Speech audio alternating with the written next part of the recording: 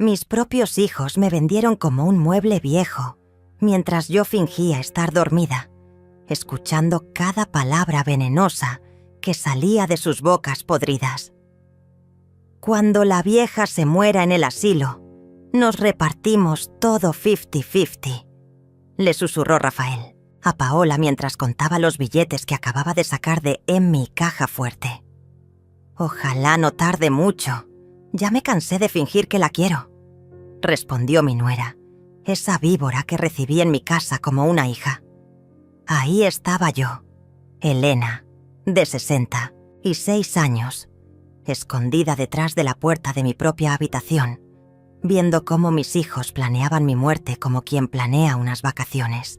Brenda tenía mi testamento en sus manos sucias, riéndose porque creía que lo había escondido bien. «Mira esto, hermano. Aquí dice que nos deja todo parejo. Qué bueno que nunca se enteró de que ya lo habíamos leído». El olor a traición llenaba mi casa, mezclándose con el perfume barato de Paola y el humo del cigarro que Rafael fumaba sobre mi sofá de terciopelo verde, ese que compré cuando ellos eran niños y yo aún creía en el amor familiar. La luz de la lámpara de cristal que había sido de mi madre iluminaba sus caras de demonios mientras dividían mi vida como carniceros. «El asilo en Madrid ya está pagado por 6 meses», dijo Brenda consultando su teléfono. «Para cuando se acabe la plata, ya estará tan grave que ni se va a dar cuenta de nada». Se rieron los tres como hienas hambrientas, y yo sentí que algo se moría dentro de mi pecho. No era mi corazón, era mi fe en la humanidad. Paola sacó mi collar de perlas del joyero, el mismo que había pertenecido a mi abuela, y se lo puso frente al espejo como si ya fuera suyo. «Este va perfecto con mí, vestido de la boda de mi hermana», murmuró acariciando cada perla que tenía más historia que toda su familia junta. Rafael aplaudió como un focas. «Te ves hermosa, amor. Ese collar siempre te quedó mejor que a la vieja». La palabra «vieja» salió de la boca de mi propio hijo como un escupitajo. Ese niño que crié con amor, que alimenté con mi propia leche, que cuidé cuando tuvo neumonía y los médicos dijeron que podía morir. Ese mismo niño ahora me llamaba vieja, como si fuera basura que hay que tirar. Mi cuerpo temblaba de rabia contenida mientras veía cómo Brenda abría mis álbumes de fotos y los tiraba uno por uno al basurero. 40 años de recuerdos, de primeras sonrisas, de primeros pasos, de cumpleaños felices. Todo iba directo a la basura como si nunca hubiera existido. «¿Para qué va a querer fotos donde va?», me dijo con una crueldad que me heló la sangre. Rafael abrió mi laptop y comenzó a revisar mis cuentas bancarias con una sonrisa que me revolvió el estómago. «Miren esto. La vieja tiene más plata de la que pensábamos.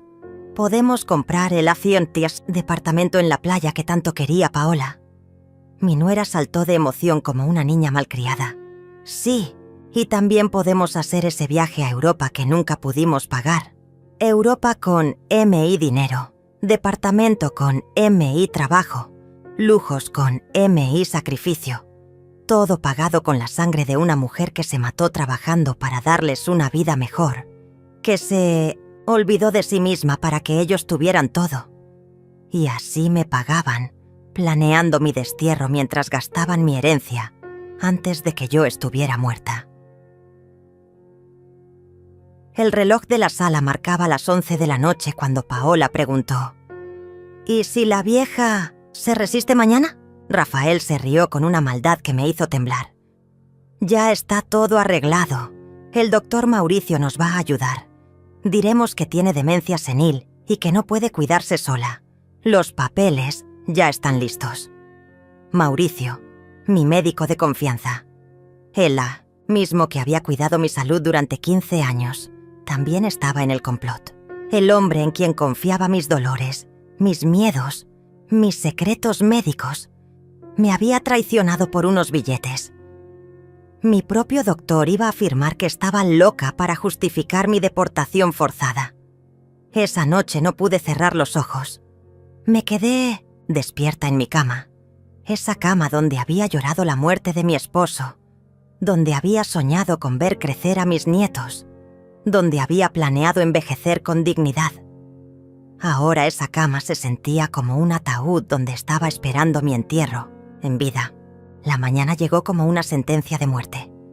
Desperté con el sabor amargo de la traición aún pegado en mi garganta, fingiendo que había dormido bien cuando en realidad había pasado toda la noche planeando cómo escapar de la trampa que mis propios hijos me habían tendido.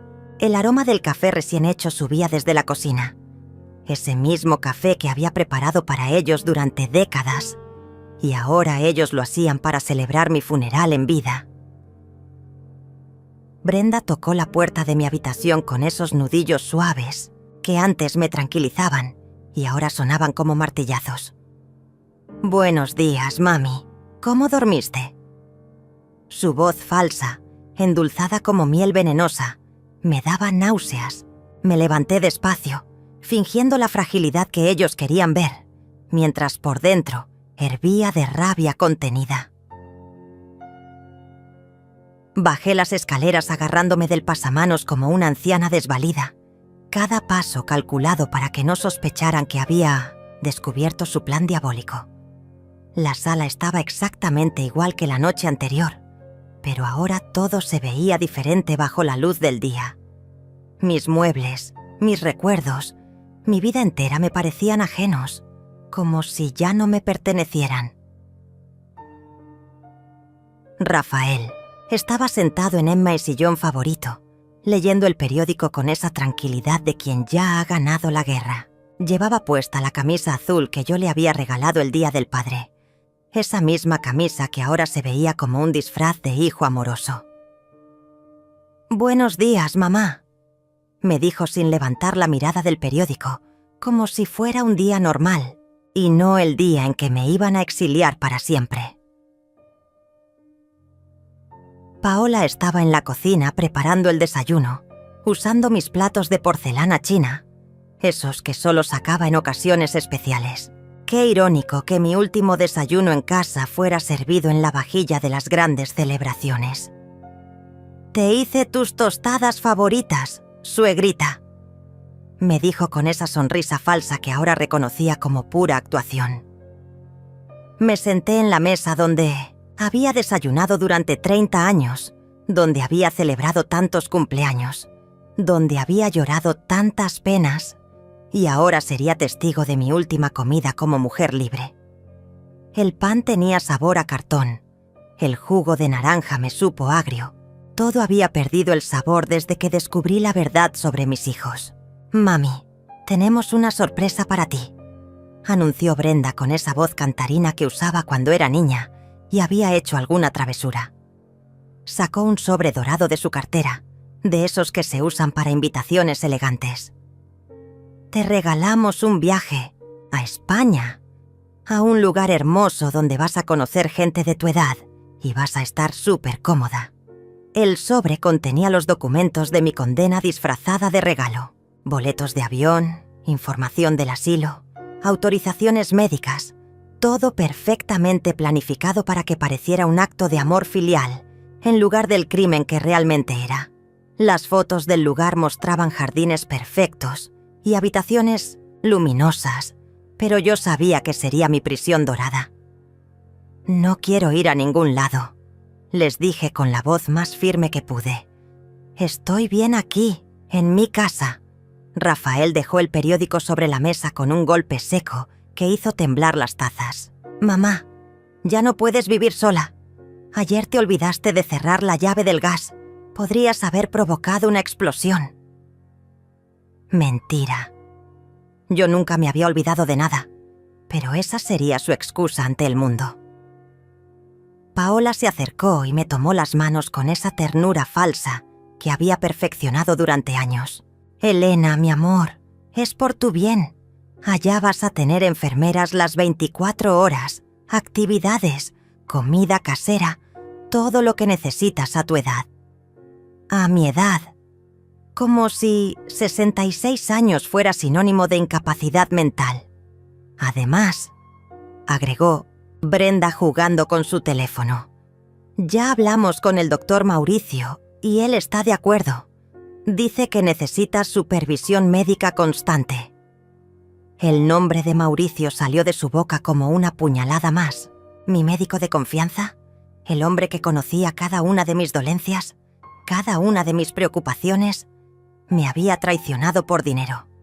Rafael se levantó y comenzó a caminar por la sala como un león enjaulado. El avión sale esta tarde, mamá. Ya está todo arreglado. No hay vuelta atrás. Esta tarde. Me quedaban apenas unas horas de libertad antes de ser deportada como una criminal a un país extranjero donde moriría sola y olvidada. ¿Y si no quiero ir? Pregunté sabiendo la respuesta, pero necesitando escucharla de sus propios labios. Los tres se miraron entre ellos con esa complicidad de criminales que han ensayado cada movimiento. «No es opcional, mamá», respondió Brenda con una frialdad que me llegó hasta los huesos. «Ya firmamos todos los papeles. Legalmente, nosotros somos tus tutores ahora, tutores». Mis propios hijos se habían convertido en mis dueños mientras yo dormía confiada en su amor. Habían usado mi confianza, mi amor incondicional, mi fe ciega en la familia para esclavizarme, legalmente. Era el golpe maestro de una estafa perfecta. Paola subió a mi habitación para ayudarme a empacar, pero en realidad fue para asegurarse de que no me llevaran nada valioso. Revisó cada cajón, cada rincón, cada escondite donde pudiera haber guardado joyas o documentos importantes. «No necesitas tantas cosas, Elena», me decía mientras separaba mi vida en dos montones. Lo que me dejarían llevar y lo que se quedaría para ellos. Mis fotos familiares fueron directamente al montón del descarte. «Allá van a tener actividades. Para mantenerte ocupada, no vas a tener tiempo para nostalgias», me explicó mientras tiraba a la basura la foto de mi boda, la foto del nacimiento de Rafael, la foto del primer día de escuela de Brenda. 40 años de historia familiar eliminados como spam de computadora. El olor de mi casa se estaba desvaneciendo, reemplazado por el perfume agresivo de Paola y el desinfectante que habían usado para limpiar todo rastro de mi presencia. Era como si me estuvieran borrando del mapa antes de que me fuera, preparando el escenario para una vida sin Elena. El momento más humillante llegó cuando tocaron la puerta y apareció el doctor Mauricio con su maletín negro y esa sonrisa que antes me tranquilizaba. «Elena, querida, ¿cómo estás?», me preguntó con esa voz melosa que ahora reconocía como pura falsedad. Venía a examinarme para firmar los papeles que certificarían mi supuesta demencia, el documento que legalizaría mi secuestro. «Siéntate aquí, Elena», me dijo señalando el sofá donde tantas veces había recibido a mis invitados. Ahora yo era la invitada incómoda en mi propia sala. Mauricio abrió su maletín con la tranquilidad de quien ha hecho esto 1000 veces, sacando instrumentos médicos que brillaban bajo la luz como cuchillos de carnicero. Rafael se sentó a mi lado, tomándome del brazo con esa ternura fingida que me daba asco. «Tranquila, mamá. El doctor solo quiere revisar que estés bien para el viaje». El viaje. Qué palabra tan bonita para disfrazar un destierro forzado. Paola grababa todo con su teléfono, creando evidencia de su preocupación por mi bienestar. «Elena, ¿recuerdas qué desayunaste hoy?», me preguntó Mauricio mientras apuntaba mis respuestas en una libreta.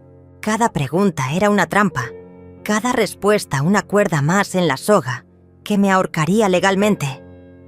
«¿Sabes qué día es hoy? ¿Recuerdas cómo se llama el presidente?». Preguntas diseñadas para confundirme, para hacerme dudar de mi propia cordura. Brenda se acercó con lágrimas falsas corriendo por sus mejillas. «Doctor, ayer se olvidó de apagar la estufa. Estamos muy preocupados. No sabemos qué más puede pasar».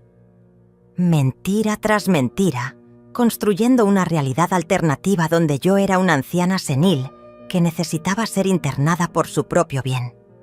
Además, agregó Paola con esa actuación digna de un premio, anoche la encontramos caminando por la casa en pijama, diciendo que había ladrones.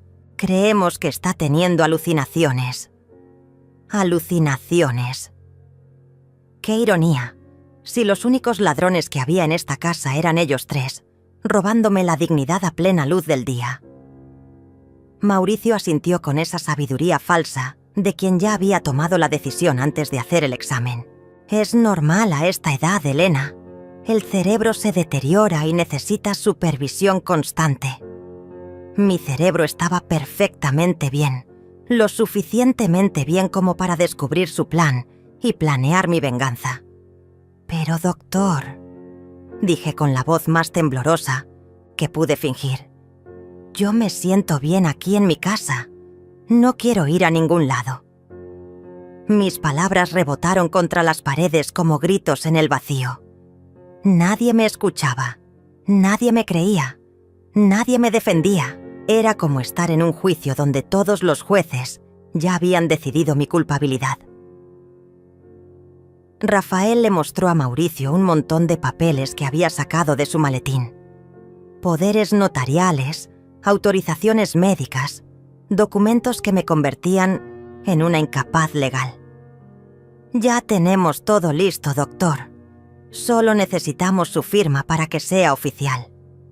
La firma que me enterraría en vida, que me convertiría en un fantasma de mi propia existencia.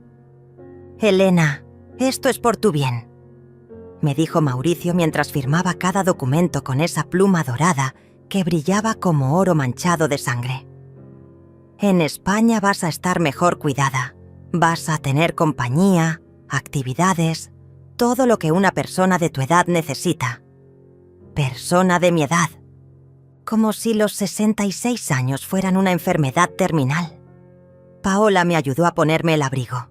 Ese abrigo negro que había comprado para el funeral de mi esposo y que ahora usaría para mi propio entierro social. Te ves hermosa, Elena, me mintió mientras me abrochaba los botones como si fuera una niña pequeña. Vas a hacer muchos amigos nuevos. El taxi esperaba afuera con el motor encendido, como un coche fúnebre listo para llevarme a mi último destino. Rafael cargó mi maleta pequeña, esa maleta que contenía apenas lo esencial para sobrevivir, mientras ellos se quedaban con una casa llena de recuerdos y tesoros acumulados durante décadas. Brenda me abrazó en la puerta, y por un momento, solo por un momento, sentí que tal vez había una pizca de amor verdadero en ese abrazo. «Te vamos a visitar pronto, mami», me susurró al oído, pero sus palabras sonaban huecas como promesas de político en campaña.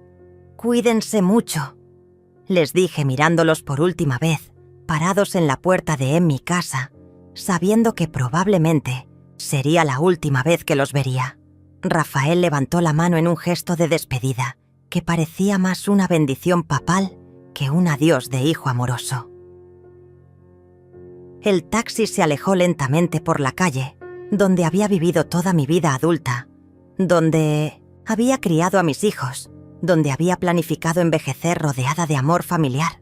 Ahora esa calle se convertía en un recuerdo, en una fotografía mental que tendría que conservar para siempre. Paola ya estaba en el jardín regando mis plantas, como si fuera la nueva dueña de la casa. Rafael había vuelto adentro, probablemente para comenzar a planificar la venta de mis muebles. Brenda se despidió con la mano hasta que perdí de vista la casa, fingiendo tristeza hasta el último segundo. Durante el viaje al aeropuerto, el taxista trató de hacer conversación. «¿Vacaciones?», me preguntó mirándome por el espejo retrovisor. «Algo así», le respondí, porque ¿cómo explicarle a un extraño que mis propios hijos me habían vendido como ganado viejo? ¿Cómo decirle que iba camino al destierro disfrazado? ¿De regalo? En el aeropuerto, Rafael me entregó los documentos de viaje como un empleado de agencia turística. «Todo está en orden, mamá. Al llegar, alguien del asilo te va a estar esperando». «¿Alguien del asilo?» Ni siquiera sabía el nombre, de la persona que me recibiría en mi nueva prisión, ni me importaba ya. El avión despegó llevándose mis últimos vestigios de esperanza hacia las nubes grises que cubrían Madrid. 8 horas de vuelo para llegar al lugar donde mis hijos habían decidido que moriría sola. 8 horas para procesar que la familia, por la que había sacrificado toda mi vida, me había traicionado de la manera más cruel posible. La azafata me sonreía con esa amabilidad profesional mientras yo fingía leer una revista, pero las palabras se difuminaban entre las lágrimas que no quería derramar. Al aterrizar en Barajas, el frío español me golpeó la cara como una bofetada de realidad. Un hombre con un cartel que decía Elena Morales, Residencia San Rafael, me esperaba en la salida, vestido con un uniforme blanco que parecía más de enfermero que de chofer. «Señora Elena, bienvenida a Madrid», me dijo con esa cortesía forzada de quien trabaja con ancianos desechables. El viaje hasta el asilo fue un recorrido por mi nueva realidad. Calles desconocidas, idioma familiar pero acentos extraños, rostros que nunca me conocerían ni recordarían. Madrid era una ciudad hermosa, pero para mí se había convertido en una prisión dorada donde cumpliría mi condena de abandono. La residencia San Rafael se alzaba como un palacio de mármol blanco, con jardines perfectamente cuidados y ventanas que brillaban bajo el sol de la tarde. Era exactamente como en las fotos que había visto en el folleto, hermosa por fuera y fría por dentro. La directora, una mujer de 50 años con sonrisa comercial, me recibió en el lobby como si fuera una turista llegando a un hotel de lujo. «Señora Elena, qué gusto tenerla con nosotros», me dijo mientras revisaba mis papeles con esa eficiencia de quien procesa mercancía humana. «Su familia nos ha contado mucho sobre usted. Aquí va a estar muy cómoda. Tenemos actividades, fisioterapia, entretenimiento, todo lo que necesita una persona en su situación». Mi situación. Como si ser abandonada por los hijos fuera una enfermedad con nombre científico. Me asignaron la habitación 204, un cuarto pequeño pero limpio con vista al jardín, donde pasaría mis últimos años viendo crecer flores que otros habían plantado mientras mis propios hijos vendían las flores que yo había cultivado durante décadas. La primera noche en San Rafael fue la más larga de mi vida. La cama era cómoda, la comida decente, el personal amable, pero nada de eso podía llenar el vacío que sentía en el pecho. Había ancianos jugando cartas en el salón común, otros viendo televisión, algunos pintando paisajes, todos fingiendo que estar ahí era una elección y no una condena. María, mi compañera de habitación, tenía 80 años y llevaba 3 en el asilo. «Al principio duele», me dijo mientras se preparaba para dormir, «pero después te acostumbras. Los hijos tienen su vida, nosotras ya cumplimos nuestro tiempo». Su resignación me daba más pena que rabia, como si hubiera aceptado que ser madre era un trabajo temporal con fecha de vencimiento. Durante las primeras semanas, intenté llamar a Rafael y Brenda, pero siempre tenían excusas. «Estamos muy ocupados con el trabajo, mamá. Te llamamos la próxima semana. Ahora no podemos hablar». Poco a poco fui entendiendo que mi deportación incluía también mi muerte social, mi eliminación gradual de sus vidas hasta convertirme en un fantasma del pasado. Las cartas que les escribía regresaban sin abrir. Los emails rebotaban como si mi dirección hubiera sido bloqueada. Era como si Elena Morales hubiera muerto el día que subí a ese avión, como si la mujer que los había criado, alimentado, educado y amado incondicionalmente nunca hubiera existido. Una tarde, mientras paseaba por los jardines del asilo, escuché a una enfermera hablando por teléfono sobre una residente cuya familia había vendido su casa sin avisarle. «Es lo que pasa siempre», decía con esa naturalidad de quien ha visto esto 1000 veces. «Los traen aquí y después se olvidan de que existen. Sus palabras me helaron la sangre porque sabía que estaba hablando de mí. Esa noche me decidí a hacer algo que debería haber hecho desde el primer día: llamar a mi abogado en Brasil. Patricia Herrera había sido mi asesora legal durante 15 años. Una mujer íntegra que conocía todos mis bienes, todas mis inversiones, todos mis documentos importantes. Si alguien podía ayudarme, era ella. «Elena, ¿dónde estás?», fue lo primero que me preguntó cuando escuchó mi voz. «Tus hijos vinieron a mi oficina diciendo que habías muerto de un infarto en España. Incluso trajeron un certificado de defunción falsificado».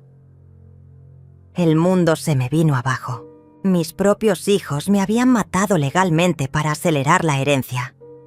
«Patricia, estoy viva y necesito tu ayuda», le dije con la voz quebrada.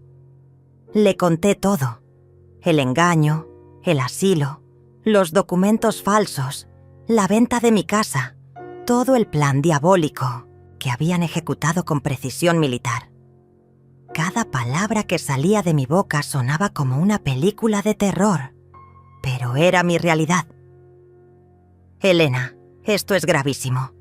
Si ellos presentaron un certificado de defunción falso, cometieron fraude documental, pero necesito que regreses a Brasil para que podamos actuar legalmente». Regresar. Esa palabra sonaba imposible desde mi prisión española, pero Patricia tenía razón. No podía luchar desde la distancia. ¿Cómo puedo salir de aquí si legalmente soy una incapaz?, le pregunté sintiendo cómo la desesperanza me ahogaba. «Deja eso de mi cuenta», me respondió con esa determinación que siempre había admirado en ella. «Voy a enviar a un representante legal a Madrid. Esto no se va a quedar así». Durante los siguientes días, fingí estar adaptándome al asilo, mientras por dentro planeaba mi escape. Sonreía en las actividades grupales, participaba en las terapias, comía en el comedor común, todo mientras mi mente trabajaba a toda velocidad, planificando mi venganza. El representante de Patricia llegó, a la semana siguiente, un abogado español llamado Ricardo Mendoza, que revisó todos mis documentos y confirmó lo que ya sabíamos. Mi internación había sido basada en papeles falsificados y testimonios perjuros. «Señora Elena, usted está aquí ilegalmente. Esto es secuestro disfrazado de cuidado médico». Ricardo Mendoza trabajó como un detective privado durante 2 semanas, recopilando evidencias de la estafa que mis hijos habían montado con la precisión de criminales profesionales. Cada día que pasaba en el asilo, yo fingía ser la anciana, resignada que ellos esperaban, pero por dentro hervía de rabia y planeaba cada movimiento de mi contraataque. «Elena, esto es peor de lo que pensábamos», me dijo Ricardo durante una de nuestras reuniones secretas en el jardín del asilo. «Tus hijos no solo falsificaron tu muerte, sino que ya vendieron tu casa, vaciaron tus cuentas bancarias y están viviendo como millonarios con tu dinero». Cada palabra era una puñalada más en mi corazón ya destrozado. Patricia me llamaba todas las noches para coordinar la operación de rescate. «Necesitamos que regreses sin que ellos se den cuenta. Si descubren que estás viva antes de tiempo, van a esconder las evidencias y será imposible recuperar tu patrimonio». Era una carrera contra el tiempo donde cada segundo contaba. Mi plan comenzó a tomar forma cuando descubrí que en el asilo había una computadora para uso de los residentes. Durante las noches, cuando todos dormían, bajaba sigilosamente a revisar mis cuentas bancarias online. Lo que vi me confirmó mis peores sospechas. Mis ahorros de toda una vida habían desaparecido, transferidos a cuentas que no reconocía. Rafael había abierto cuentas a nombre de empresas fantasma para lavar mi dinero. Paola se había comprado el departamento en la playa que siempre había soñado, usando mis ahorros como si fueran suyos. Brenda había pagado la universidad privada de sus hijos con el dinero que yo había guardado para mis propios gastos médicos. Era una traición sistémica, planificada hasta el último detalle. Pero mi descubrimiento más devastador llegó cuando encontré las redes sociales de Paola. Había publicado fotos de mi casa completamente remodelada. Con muebles nuevos compraron con MI dinero. En una foto aparecía brindando con champán en MI Jardín, celebrando la nueva etapa de sus vidas. Los comentarios de sus amigas la felicitaban por haberse liberado de la suegra tóxica. Brenda había sido aún más cruel en sus publicaciones. Subió un video llorando, contando cómo había sido tan difícil perder a su mamá por demencia senil y agradeciendo el apoyo de sus seguidores durante estos momentos tan duros. 500 personas habían comentado enviándole condolencias por mi supuesta enfermedad mental. Esa noche no pude dormir. Ver cómo mis propios hijos habían convertido mi destrucción en contenido para redes sociales me llenó de una rabia que no sabía que existía dentro de mí. Pero esa rabia se transformó en determinación fría, en un plan de venganza que sería tan perfecto como había sido su estafa. Ricardo me trajo noticias alentadoras a la semana siguiente. Patricia ya presentó una denuncia penal por fraude, falsificación de documentos y apropiación indebida. También consiguió una orden judicial para congelar todas las cuentas bancarias asociadas a tu nombre. La justicia comenzaba a moverse, lenta pero implacable. Pero Elena, agregó con seriedad, necesitamos que regreses pronto. La investigación avanza más rápido si estás presente para testificar. Regresar significaba enfrentar a mis hijos, mirarlos a los ojos sabiendo lo que habían hecho, fingir sorpresa cuando me vieran resucitar de entre los muertos. Mi escape del asilo fue más fácil de lo que esperaba. Ricardo había arreglado todos los papeles legales para demostrar que mi internación había sido fraudulenta. La directora de San Rafael se disculpó 1000 veces, explicando que habían actuado de buena fe basándose en documentos que parecían legítimos.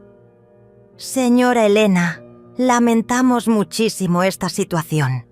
Esto nunca había pasado en nuestra institución. El vuelo de regreso a Brasil fue completamente diferente al de ida. Ya no era una anciana derrotada siendo deportada por sus hijos, sino una mujer de 66 años planeando la venganza más dulce de su vida. Cada kilómetro que me acercaba a casa era un kilómetro más cerca de la justicia. Patricia me esperaba en el aeropuerto de Sao Paulo con una sonrisa que no había visto desde antes de descubrir la traición.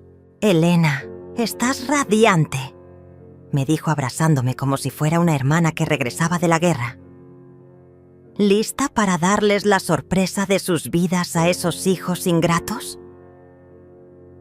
Durante el viaje a mi ciudad, Patricia me puso al día de todo lo que había descubierto durante mi ausencia. Rafael compró un auto de lujo. Paola se operó toda la cara en la clínica más cara de la ciudad. Brenda remodeló su casa completa. Todo con tu dinero, Elena. Pero ya no pueden tocar ni un centavo más. ¿Y ellos saben que regresé? Le pregunté sintiendo cómo mi corazón se aceleraba de emoción. No tienen ni idea. Oficialmente sigues muerta para ellos. Van a recibir la sorpresa de sus vidas cuando aparezcas en la audiencia judicial la próxima semana. Patricia había reservado un hotel para mí cerca del centro de la ciudad, donde podría prepararme para el enfrentamiento final sin que mis hijos sospecharan nada. Elena, quiero que sepas que durante estos meses he estado recopilando evidencias. Tengo grabaciones de audio, capturas de pantalla, extractos bancarios, todo lo que necesitamos para demostrar su culpabilidad. Esa noche, en la soledad de mi habitación de hotel, me miré al espejo y vi a una mujer diferente. Los meses en España me habían curtido, me habían dado una fortaleza que no sabía que tenía. Ya no era la Elena ingenua que confiaba ciegamente en el amor familiar. Era una Elena más sabia, más fuerte y definitivamente más peligrosa. Mañana comenzamos la contraofensiva, me dije al espejo mientras me preparaba para dormir. Por primera vez en meses, dormí como un bebé, sabiendo que la justicia estaba de mi lado y que mis hijos ingratos estaban a punto de recibir la lección más cara de sus vidas. La mañana del enfrentamiento llegó como un amanecer de justicia. Patricia había planeado todo con la precisión de un general preparando una batalla decisiva. «Elena, hoy tus hijos van a descubrir que mataron a la gallina de los huevos de oro. Pero la gallina resucitó y está furiosa», me dijo mientras revisábamos los documentos por última vez en su oficina. El plan era perfecto. Rafael y Brenda habían sido citados a la notaría para firmar los últimos papeles de la herencia de su madre muerta. Creían que iban a recibir las escrituras de propiedades adicionales que habían descubierto entre mis documentos. La codicia los había cegado tanto que no sospecharon nada cuando Patricia los convocó urgentemente. «¿Estás lista para esto?», me preguntó Patricia mientras caminábamos hacia la sala de juntas de la notaría. Mi corazón latía como un tambor de guerra, pero mi mente estaba fría como el acero. Más que lista. He esperado meses para este momento. Llegamos temprano y nos posicionamos estratégicamente. Yo estaría escondida en la oficina contigua, escuchando todo a través de la puerta entreabierta, esperando el momento perfecto para hacer mi aparición triunfal. Patricia tenía una grabadora en su escritorio y cámaras instaladas para documentar todo el encuentro. A las 10 en punto, escuché las voces familiares de mis hijos en el pasillo. Rafael hablaba con esa arrogancia de nuevo rico que había desarrollado gastando mi dinero. «Espero que esta sea la última firma. Ya me cansé de tanto papeleo», decía mientras sus zapatos de cuero caros resonaban contra el mármol del piso. Brenda reía con esa risa falsa que había perfeccionado para ocultar su maldad. «Al menos ya terminamos con todo este proceso. Mamá habría estado orgullosa de vernos manejar tan bien sus asuntos». Orgullosa. La palabra me dio náuseas. Yo estaría orgullosa de verlos pudrirse en la cárcel por ladrones y parricidas emocionales. Paola entró quejándose del tráfico, llevando puesta una cartera de diseñador que costaba más que el salario mensual de una familia trabajadora. «¿Cuánto más vamos a tardar? Tengo cita en el spa a las 12. El spa pagado con mi dinero, por supuesto. Mientras yo había pasado meses comiendo comida de asilo y durmiendo en una cama prestada. Patricia los recibió con esa sonrisa profesional que ocultaba perfectamente sus verdaderas intenciones. «Buenos días, familia Morales. Gracias por venir tan puntualmente. Tenemos algunos asuntos importantes que resolver sobre la herencia de la señora Elena». «¿Más asuntos?», preguntó Rafael con esa impaciencia de quien cree que ya tiene todo ganado. Creíamos que ya habíamos terminado con todos los trámites legales. Su voz sonaba molesta, como si la burocracia fuera un obstáculo menor en su plan de robo perfecto. «Bueno», respondió Patricia organizando los papeles sobre su escritorio. «Han surgido algunas irregularidades que necesitamos aclarar antes de proceder con las transferencias finales». La palabra irregularidades flotó en el aire como una bomba a punto de explotar. Brenda se inclinó hacia adelante con esa curiosidad fingida que usaba cuando quería parecer inocente. «¿Qué tipo de irregularidades? Nosotros hemos sido completamente transparentes en todo este proceso. Transparentes como el barro», pensé desde mi escondite. «Verán», continuó Patricia con la calma de un cazador acechando a su presa. «Hemos recibido información que sugiere que el certificado de defunción presentado inicialmente podría tener algunas inconsistencias». Las palabras cayeron como piedras en un estanque silencioso. El silencio que siguió fue tan denso que podría cortarse con cuchillo. Escuché cómo Rafael se movía nerviosamente en su silla, cómo Paola dejaba de respirar por un segundo, cómo Brenda carraspeaba tratando de ganar tiempo para procesar la información. ¿Inconsistencias? repitió Rafael con una voz que intentaba sonar segura pero temblaba ligeramente. No entiendo qué quiere decir. El certificado fue expedido por el hospital de Madrid donde murió mamá. Cada mentira que salía de su boca era una confesión más de su culpabilidad. Patricia abrió una carpeta gruesa llena de documentos que había estado preparando durante semanas. Efectivamente, el hospital de Madrid expidió un certificado. Pero resulta que la persona que murió en ese hospital se llamaba Elena Morales González, no Elena Morales Herrera como su madre.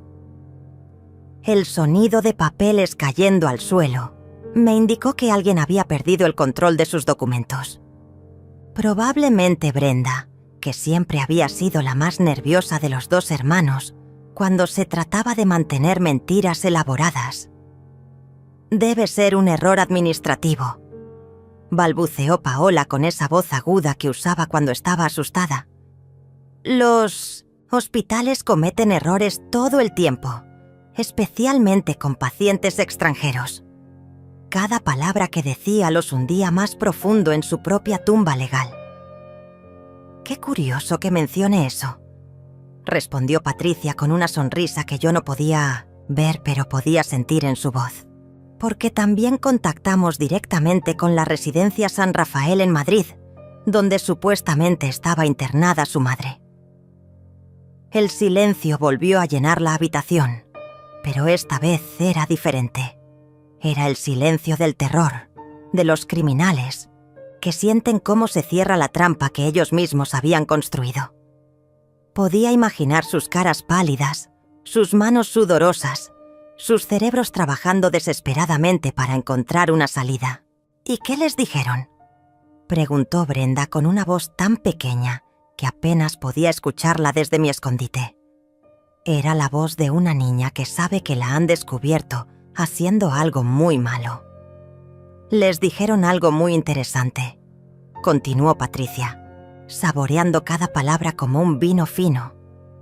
Les dijeron que Elena Morales Herrera había sido dada de alta hace 3 semanas y había regresado a Brasil. Muy viva, muy lúcida y muy molesta por haber sido internada basándose en documentos falsificados. El estruendo que siguió a las palabras de Patricia sonó como una sinfonía de pánico. Sillas cayendo, gritos ahogados, pasos corriendo hacia la puerta. Pero Patricia había cerrado con llave, y mis queridos hijos estaban atrapados en su propia trampa como ratas en un laberinto sin salida. «¡Eso es imposible!», gritó Rafael con una voz que se quebraba como cristal bajo presión. «Mi madre está muerta. Nosotros vimos el certificado. Pagamos el funeral». Cada palabra era una confesión más de su culpabilidad. Cada grito una prueba más de su desesperación. Brenda comenzó a hiperventilarse. Ese sonido entrecortado que hacía cuando era niña, y la descubríamos en alguna mentira. «Patricia, esto debe ser un error. Mamá murió de un infarto en España. Nosotros hicimos todo según la ley, consultamos médicos, seguimos procedimientos». Su voz se desvanecía como humo en el viento. «¿Procedimientos?», la interrumpió Patricia con una frialdad que me llenó de orgullo. ¿Se refiere a los procedimientos donde falsificaron la firma de su madre en documentos notariales? ¿O a los procedimientos donde sobornaron a un médico para que certificara una demencia inexistente? Paola intentó mantener la compostura, pero su voz temblaba como hoja en tormenta. «Nosotros actuamos de buena fe. Elena estaba enferma, confundida. No podía cuidarse sola. Todo lo que hicimos fue por su bien». «Por mi bien». Qué cinismo tan refinado. Envolver su codicia en palabras de amor filial. Era mi momento. El momento que había soñado durante todas esas noches frías en el asilo español. Durante todos esos días de humillación y abandono. Me levanté de mi silla con la dignidad de una reina que regresa a reclamar su trono usurpado. Abrí la puerta de la oficina contigua y entré a la sala de juntas como un fantasma que vuelve para ajustar cuentas con los vivos. El silencio que siguió a mi aparición fue tan absoluto que podía escuchar los latidos de mi propio corazón y el sonido de 3 almas desplomándose hacia el infierno. Rafael fue el primero en verme, y su cara se transformó en una máscara de horror puro. La sangre se le fue del rostro como si hubiera visto a la muerte personificada. ¿Mamá?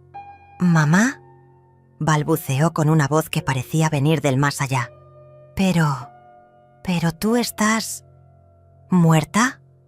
Completé su frase con una sonrisa que había estado guardando durante meses. No, Rafael, muy viva, muy lúcida y muy furiosa. Mi voz sonaba diferente, más profunda, más poderosa. Era la voz de una mujer que había resucitado para hacer justicia. Brenda se desmayó. Literalmente se desplomó en su silla como un saco de papas, sus ojos rodando hacia atrás mientras su cerebro se negaba a procesar la realidad de mi presencia. Paola la sostuvo con manos temblorosas, pero sus ojos estaban fijos en mí como si fuera una aparición sobrenatural. Elena, mi amor, tartamudeó Paola tratando de recuperar esa sonrisa falsa que tanto había perfeccionado. ¡Qué alegría verte! Pensábamos que habías...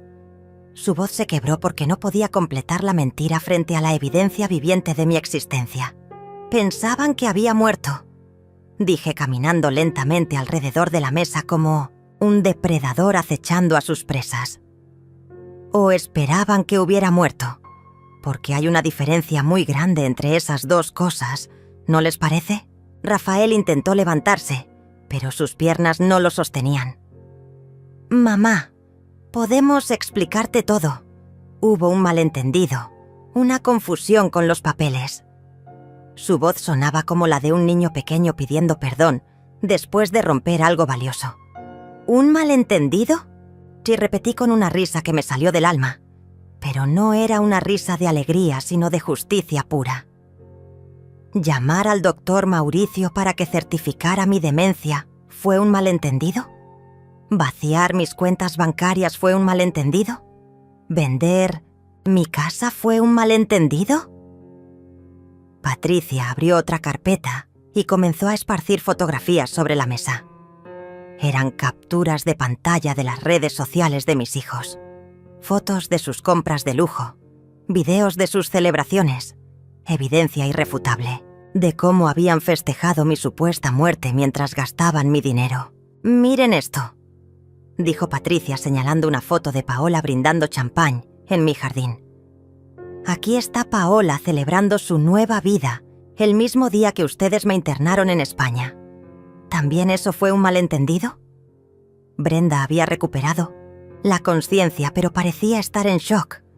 Sus ojos se movían de mi cara a las fotografías, como si tratara de procesar dos realidades incompatibles. Mamá, nosotros pensábamos que era lo mejor para ti. El asilo era muy bonito, tenía buenos cuidados. ¿Lo mejor para mí? Exploté con una rabia que había estado conteniendo durante meses. Lo mejor para mí era morir sola y abandonada en un país extranjero mientras ustedes se gastaban mis ahorros de toda una vida. ¿Lo mejor para mí era que falsificaran mi muerte para acelerar la herencia? Rafael intentó una última jugada desesperada. Mamá, todo se puede arreglar. Podemos devolverte todo, la casa, el dinero, todo. Fue un error, un momento de confusión. Su voz se quebraba con cada palabra, como un castillo de naipes cayendo pieza por pieza. ¿Devolver? Me reí con una amargura que me salía desde lo más profundo del corazón. ¿Van a devolverme los meses de humillación? ¿Van a devolverme las noches que lloré pensando que mis propios hijos me habían olvidado para siempre? ¿Van a devolverme la confianza que tenía en la familia? Patricia se acercó a mis hijos con una carpeta final, la más gruesa de todas. Esta es la denuncia penal que hemos presentado contra ustedes. Fraude documental, apropiación indebida, falsificación de documentos públicos y secuestro. Cada uno de estos delitos tiene una pena mínima de 5 años de prisión. El sonido que salió de la garganta de Rafael fue como el gemido de un animal herido. Paola comenzó a llorar, pero no eran lágrimas de arrepentimiento, sino de autocompasión, lágrimas por su futuro arruinado, no por el daño que me habían causado. Brenda fue la primera en intentar el camino de la súplica, cayendo de rodillas frente a mí como si fuera una penitente, buscando absolución divina. «Mamá, perdónanos, por favor. Cometimos un error terrible, pero somos tu familia. No puedes destruirnos así». Sus lágrimas mojaban el piso de mármol, pero yo había llorado océanos en España y mis lágrimas se habían agotado para siempre. ¿Familia? Repetí la palabra como si fuera un veneno en mi boca. Las familias se cuidan, se protegen, se aman incondicionalmente.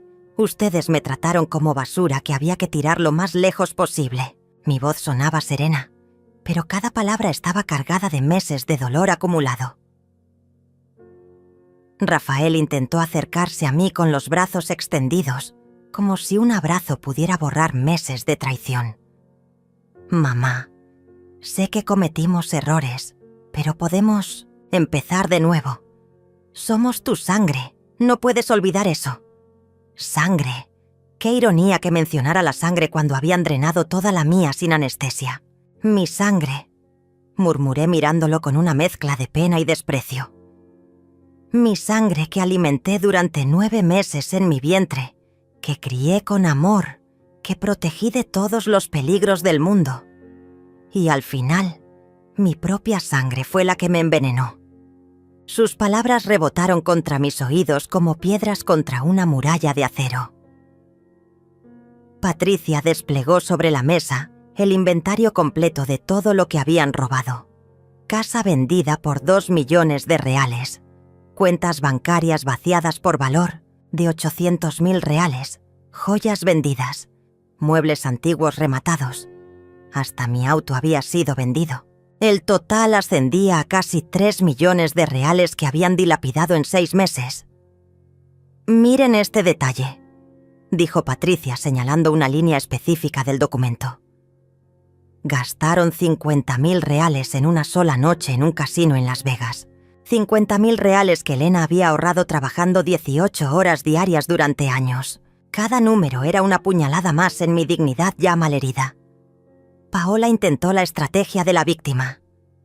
«Elena, yo solo seguí a mi esposo. Las esposas tenemos que apoyar a nuestros maridos, ¿no? Yo nunca quise hacerte daño». «Qué conveniente convertirse en víctima cuando habían sido mis verdugos durante meses». «¿Apoyo matrimonial?». La confronté con una mirada que podría derretir acero. «Apoyo matrimonial es grabar videos llorando por mi supuesta demencia, mientras te gastabas mi dinero en cirugías plásticas. ¿Es apoyo matrimonial publicar en redes sociales que te habías liberado de la suegra tóxica?». El color se fue completamente del rostro de Paola cuando se dio cuenta de que habíamos visto sus publicaciones. Su máscara de nuera cariñosa se desplomó como un castillo de cartas mojadas. «Elena, esas publicaciones». Yo estaba confundida, dolida, no sabía cómo procesar todo. ¿Confundida? Exploté levantándome de mi silla con una energía que no sabía que tenía. Confundida era yo en ese asilo español, preguntándome qué había hecho mal para merecer semejante castigo. Confundida era yo cuando las cartas que les enviaba regresaban sin abrir.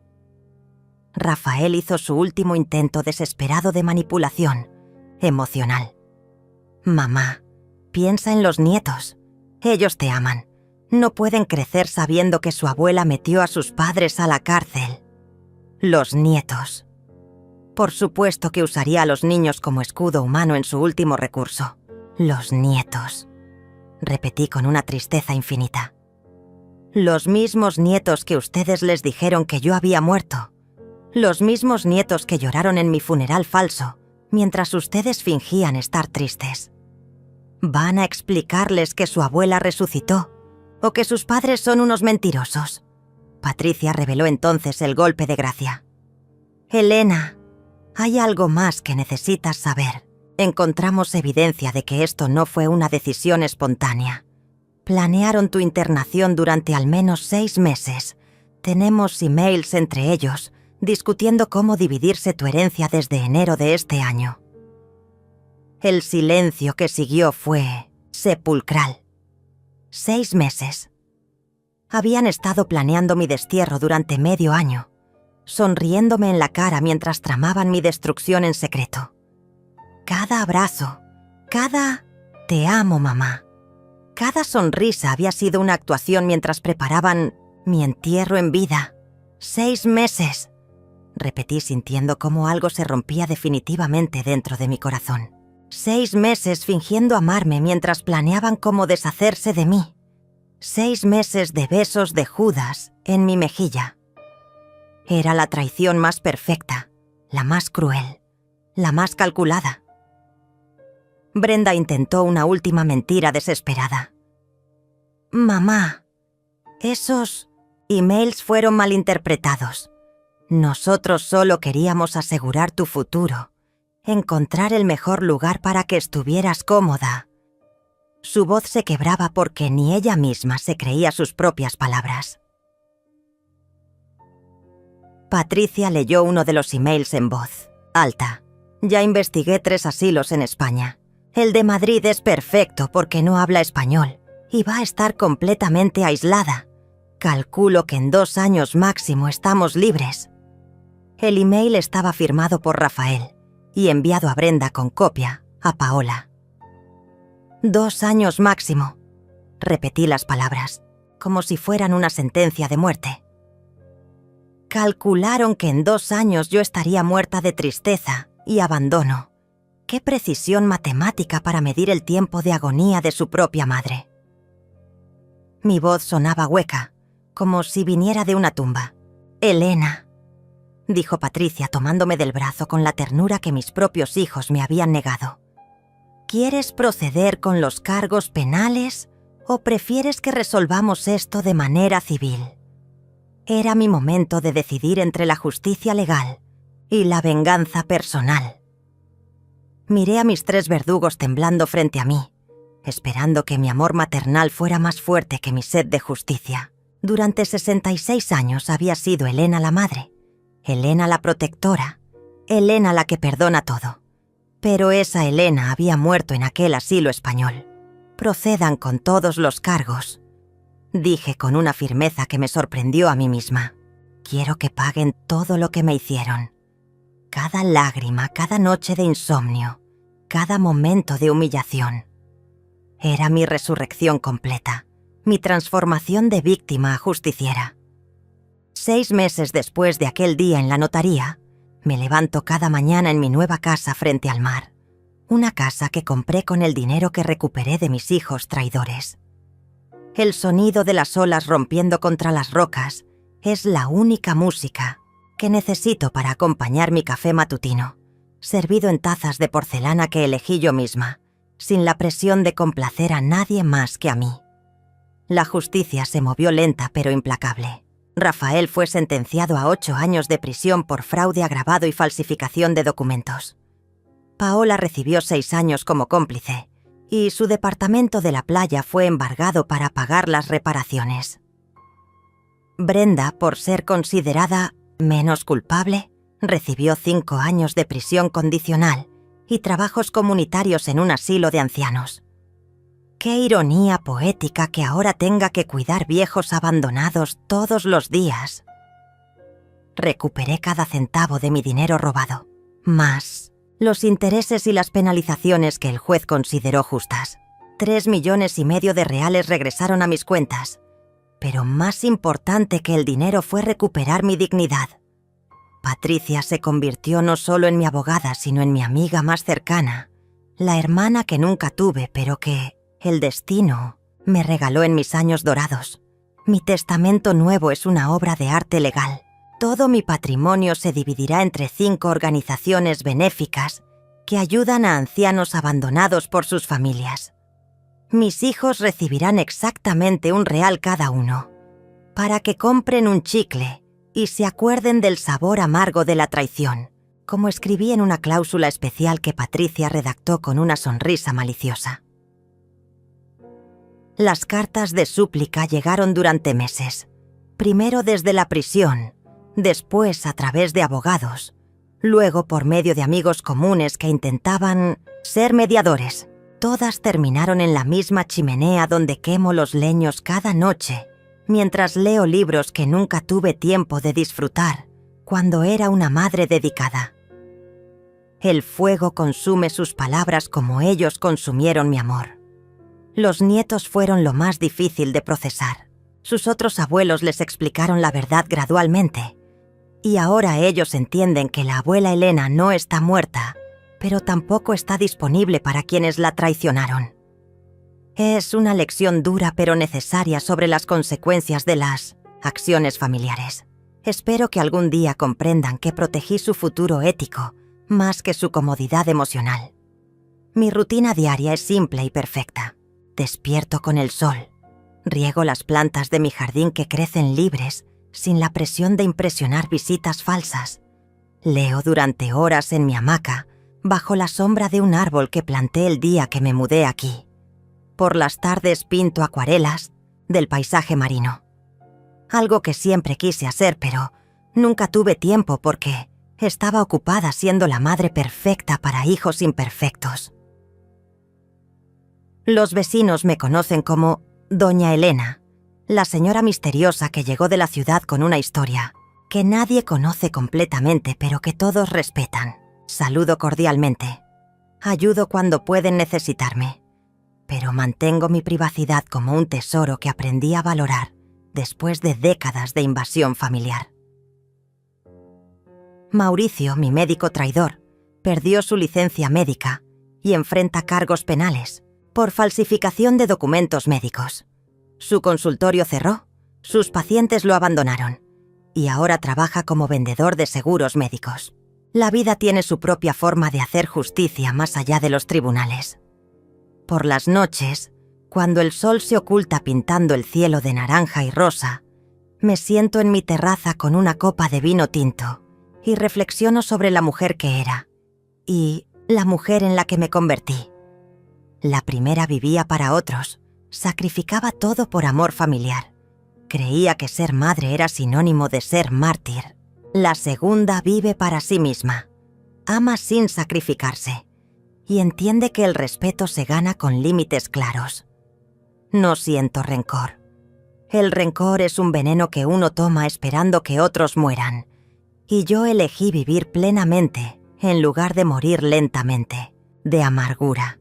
Siento justicia, siento paz, siento libertad. Mis hijos me enseñaron la lección más valiosa de mi vida, que el amor incondicional solo funciona cuando es recíproco. A veces me preguntan si los extraño. La respuesta es compleja. Extraño a los niños que fueron, no a los adultos en los que se convirtieron. Extraño las ilusiones que tenía sobre ellos, no la realidad de lo que demostraron ser. Es como extrañar un libro que resultó tener un final terrible. Extrañas la esperanza, no la decepción. Mi Nuevo Testamento incluye una carta que se leerá después de mi muerte natural. En ella explico que elegí morir rodeada de dignidad, en lugar de vivir rodeada de hipocresía, que preferí la soledad honesta a la compañía falsa, que aprendí que a veces el amor más puro es el que se retira cuando ya no es valorado. Esta mañana, mientras escribo estas reflexiones en mi diario, llega el cartero con una carta certificada. Es de Rafael desde la prisión. Otra súplica de perdón. Sin abrirla, camino hacia la chimenea donde arde el fuego matutino. La carta se consume en segundos, convirtiéndose en cenizas que se elevan por la chimenea hacia el cielo azul. Me siento en mi sillón favorito, ese que elegí por comodidad y no por impresionar visitas, y abro mi libro de poesía en la página marcada. Leo en voz alta para mí misma, porque mi voz merece ser escuchada, aunque sea solo por mis oídos. Afuera, las gaviotas vuelan libres sobre el océano infinito, Y yo sonrío porque finalmente entiendo que la verdadera herencia que puedo dejar no es dinero ni propiedades, sino el ejemplo de una mujer que aprendió a valorarse a sí misma antes de que fuera demasiado tarde.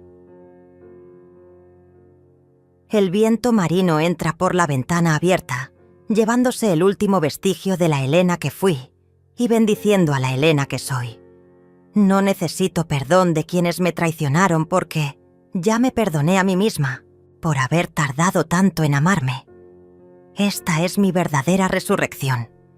No volver a la vida que tenía, sino nacer a la vida que merezco.